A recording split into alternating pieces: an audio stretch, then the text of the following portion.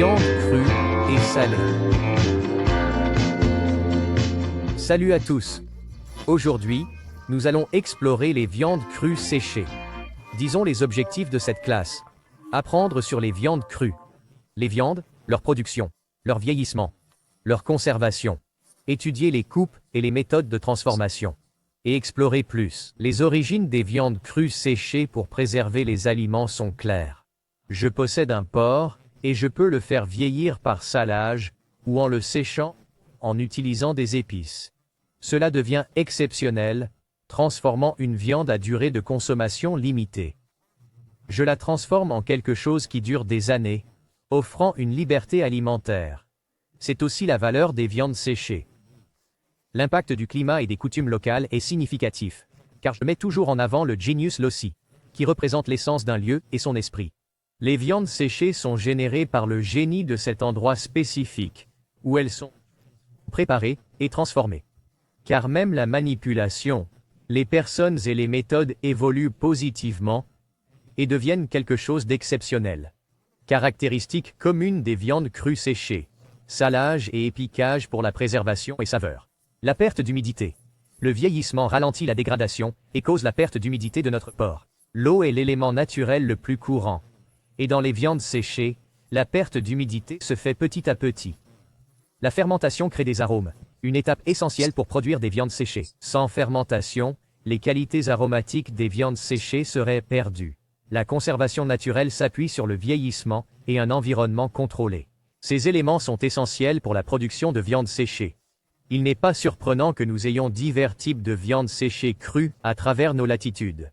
Les étapes principales comprennent la coupe, le salage et la régulation de la croissance bactérienne. C'est crucial car le sel est un conservateur puissant et a toujours été très apprécié.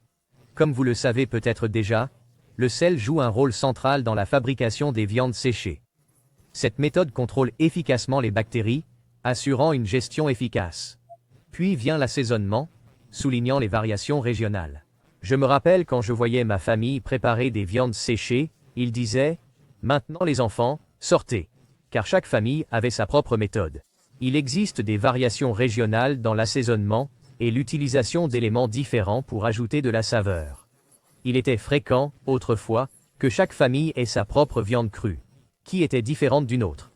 On pouvait souvent observer deux points de vue différents, même à 100 mètres d'écart, entre les maisons de ferme. La viande de porc est ensuite enfermée dans des boyaux. Et ensuite, il y a le vieillissement, une étape clé. Un environnement contrôlé est crucial pour le développement des saveurs durant le vieillissement. Le vieillissement fait perdre de l'eau et favorise les moisissures. Les durées de vieillissement habituelles sont le prosciutto crudo nécessite entre 12 et 36 mois, le speck prend de 6 à 12 mois, tandis que le salami et la pancetta prennent entre 1 et 6 mois. Passons à la préservation traditionnelle. Cela se faisait dans des caves, et se fait encore dans des caves fraîches et sèches, jamais dans des greniers. La cave était la cathédrale du vieillissement, alors que les méthodes modernes comprennent la réfrigération, l'emballage ou le vide. Regardons les découpes de porc, prosciutto crudo, cuisse, speck, aussi cuisse, salami, morceaux mélangés hachés selon le grain, et nous allons mentionner que chaque région a un grain différent. Et puis, il y a la pancetta, la partie du ventre. Le plus intéressant, c'est que le prosciutto est assaisonné de sel et poivre. Le speck comprend du sel, du poivre, du genièvre et de l'ail. Salami, poivre, ail, vin, certains mettent du piment, d'autres non, ça varie selon la région. Après, il y a la pancetta, avec poivre noir, romarin et ail. Il y a une présence significative d'ail, comme mes grands-parents me l'ont expliqué, car il était un antiseptique essentiel.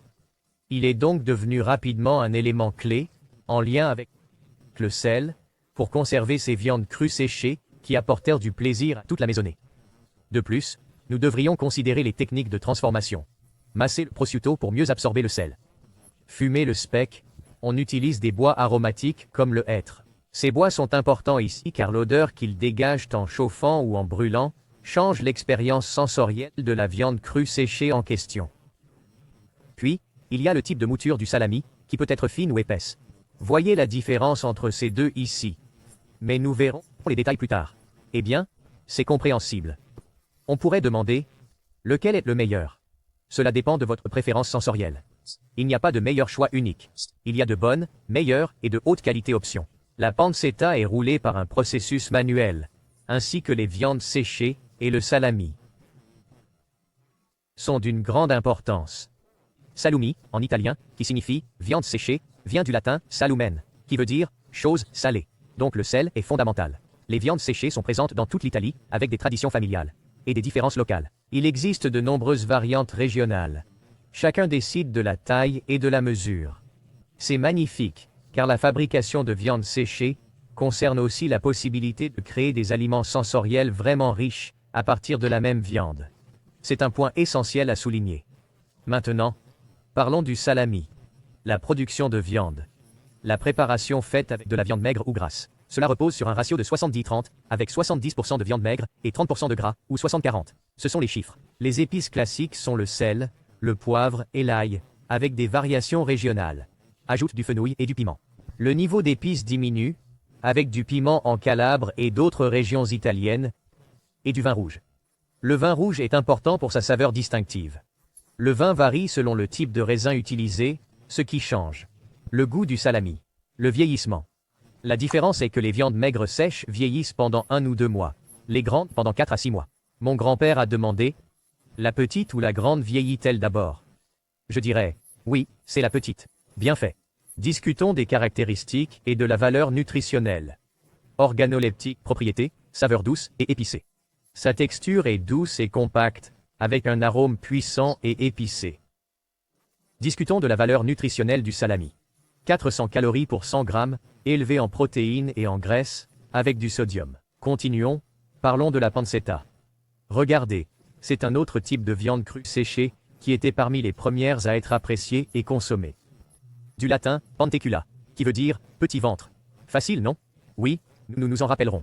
Historiquement, la pancetta a été un ingrédient très important, apparaissant dans des recettes et livres de cuisine.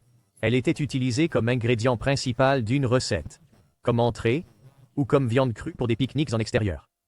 J'ai vu des peintures de grands artistes internationaux, qui mettaient en avant des pique-niques et des déjeuners en extérieur avec de la pancetta. Imaginez l'importance de cette viande crue. C'est incroyable de voir comment elle fut un instant de partage par l'art. Les viandes séchées créent des instants magnifiques. La pancetta a toujours été l'une de nos meilleures. Elle est issue du ventre du porc, et nous avons 2 variétés. La pancetta roulée dans un cylindre compact, la pancetta étirée est à plat en fait. Cela dépend aussi des régions. Clairement dans le nord de l'Italie, dans la région de Piacenza, la pancetta roulée est bien connue. Cependant, en descendant vers le sud, vous trouverez diverses pancetta plates, donc étirées est le terme le plus approprié. Elles offrent constamment des délices sensorielles remarquables. Je n'ai pas de préférence claire, je ne tomberai pas dans de tels pièges. Maturation. La pancetta est vieillie de 2 à 6 mois dans des lieux frais et secs. Nous aborderons aussi les valeurs nutritionnelles. La pancetta a un goût à la fois sucré et épicé avec une texture riche et douce, ou une texture maigre et ferme. Un arôme intense, c'est l'élément qui la distingue. Données nutritionnelles. La pancetta contient 500 calories pour 100 grammes, en faisant une attention aux graisses et au sodium.